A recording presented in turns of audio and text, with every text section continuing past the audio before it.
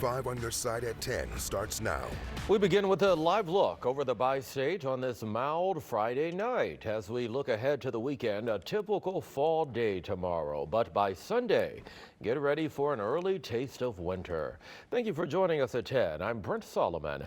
Kelly Jackson has the night off. As temperatures switch up over the weekend, I want to get right over to meteorologist Lance Blocker with more on what you can expect. He joins us now with your weather impact forecast. Yeah, Brent, we've got a wild ride ahead over the next week or so, really. Certainly some cold air, the coldest air that we've seen so far this season, especially Sunday night into Monday morning. That's when we expect a deep freeze across the region. Temperatures down in the low 20s at times, especially in the early pre-dawn hours. So, of course, with this being our first freeze of the season, our first significant freeze of the season, don't forget to go ahead and grab your hats and gloves. And with a lot of us who've been in that drought period, so we've been using our sprinkler systems and hoses. Make sure those are drained when we get to this coldest air again Sunday night on into Monday. Right now, things are really nice outside. Things are nice and quiet. Temperatures are pleasant too.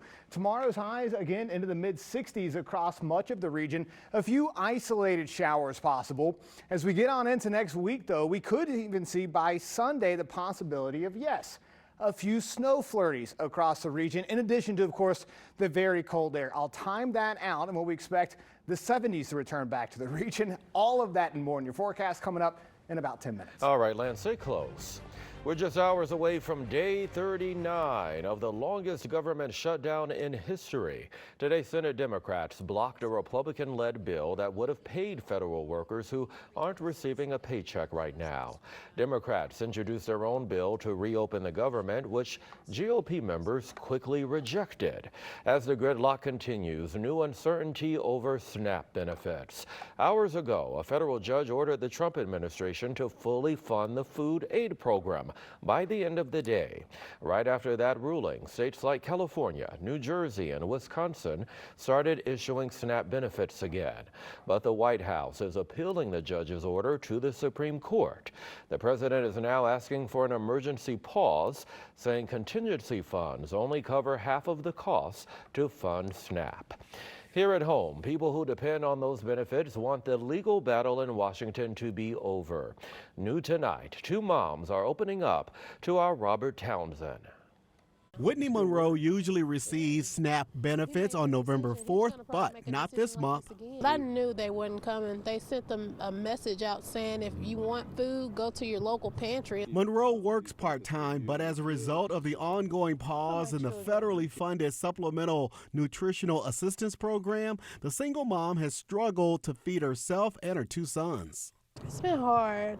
I've been having to seek help from pantries or whatnot because they go to school and, you know, they want food on the table just like any other American family. This issue brings tears to your eyes? It kind of does, yeah. Why? Because I have a mother, I have a grandmother, and I have seniors that need food. Again, a judge ordered President Trump to fully fund SNAP for November. The president insists that will happen amid a court battle. My message to the president is help the American people. I would hope that he would. St. Louis mom Sada Gardner also wants the SNAP shutdown over. I think it would greatly benefit because it's a hindrance for not having anything to fall back on. So at this point, lots of people's lives are still in limbo. The worried moms I talk to hope they're desperate. Please don't fall on deaf ears. I'm looking for a second job right now. I just want them to know we're not looking for a handout. We're just trusting our government to have our backs. Robert Townsend, 5 on your side. St. Louis leaders announcing today a brand new program to help fund area food pantries. The United Way is partnering with the city to create the Food Insecurity Fund. It will support local food banks, including Operation Food Search and the St. Louis Area Food Bank. This could not come at a better time, as food insecurity has already been high, but now with the loss of SNAP benefits as of November 1st, the need is especially great. There's a lot of children, seniors, and hardworking families that are really struggling right now to make decisions about buying groceries or paying their rent, buying medications, paying utilities. City leaders also called on neighbors to donate if they can. Tonight, thousands of flights canceled or delayed all over the nation due to the shutdown. The FAA reduced flights by 4% today to help ease the load for airport staffers. Those cuts are expected to grow to 10% by next Friday. At St. Louis Lambert International, 5 canceled flights and more than 24 delays today. As the shutdown continues, those numbers will likely climb. Holden Kerwicki continues our coverage, speaking with travelers about their concerns. He may be from Houston, Texas, but Paul Sturba is determined to make it to Mizzou to support his daughter. She's a senior. It's her dad's weekend. I'm not going to miss that. It's her senior year. I can't miss that. So she'd be devastated and I'd be heartbroken. That's why when he learned that the FAA was reducing flights at airports across the country, including Houston, I changed my flight from today to yesterday when I found out I can get free changes, no change fees. And I just said, you know what, I'm going to do that just to avoid any sort of pain in the butt today. it wasn't until he got to St. Louis that he experienced any issues. No, I can't pick up my rental car for a couple hours. They wanted to charge me a few extra $100 to pick it up early, so I got an iced tea and I'm just going to sit here and wait it out. Brandy Tayus wasn't as lucky. I was able to check in, but then all of a sudden it wouldn't let me see anything anymore. Her flight was canceled by Frontier, so she went to Lambert to get answers. It was like a ghost town here. There was nobody here, so I called the Frontier number. The first person that answered actually acted like he couldn't hear me because I said, my flight's canceled. Thankfully, she was able to rebook a flight back home Friday. Once I land, I'm not going anywhere until this government shutdown is finished. Because it sounds like it's going to get worse throughout the weekend, and so I fly back Sunday. So yeah, I'm a bit worried, but fortunately I don't have anything to get home to right away, so if there's a delay, there's a delay. Holden Kerwicki, 5 on your side. And if you're traveling soon, experts are sharing a few tips. Check your airline's app ahead of time to see if there are any changes. They say book with an airline directly and avoid layovers if you can. Consider driving to your destination if you're close enough. And during this uncertainty, several airlines are allowing you to change your flight for free. You can find all of the coverage of the government shutdown right now on KSDK.com. Text the word shutdown to 314-425-5355. We'll send you a link. Well, despite the shutdown, the Gateway Arch National Park welcoming visitors again. Today, the arch reopened for the second time since the shutdown. It's all due to a second round of funding from local nonprofits. The arch will be open Fridays through Sundays through November 23rd. Visitors can also visit the day before Thanksgiving and the 2 days after. If the shutdown continues, the arch could close again at the end of the month. Tornado survivors still living without roofs or even windows ahead of winter. How millions in new funding could help out a lot. Well, tonight, Peabody Energy is preparing to relocate its headquarters from downtown St. Louis. The energy company is moving from Market Street to J.J. Kelly Memorial Drive in De Pere. That's according to our partners at the St. Louis Business Journal. No timeline for that move. Peabody Energy has called St. Louis City home since the 1950s. Today, the St. Louis Board of Aldermen passing 3 bills to provide funding for tornado survivors ahead of winter. Many people impacted by the May 16th tornado still don't have roofs or even windows. So those bills allocate millions of dollars from last year's budget and from the RAM settlement interest to help survivors. The money will go toward housing support and winter shelters.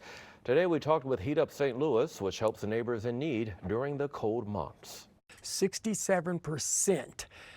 We're up in terms of the need. That's a lot of demand, and we're out of a lot of different funds. A mass shelter, 1,000. There will be a final vote on those 3 bills next Friday. The aldermen expect the funding to be available by December 1st. And you can help Heat Up St. Louis when you visit heatupstlouis.org. A St. Louis nonprofit needs your help to make sure local families have a bright holiday season. For the past few years now, the group Rise Impact has collected toys, coats, and food donations to distribute to families all across our area. It's called Pack the Sleigh. Organizers say this year's need is especially great with SNAP benefits in limbo and the federal government shutdown. Tomorrow, volunteers will gather in Kirkwood to collect your donations before they're distributed to families next month. We also have coming live to us, Coco Santa will be right there on the platform with us, bringing some festival joy and cheer to each and every, shopper that comes to the Walmart. We hope that we can bless kiddos with toys, coats, boots, bless the families with a Thanksgiving meal by your donations.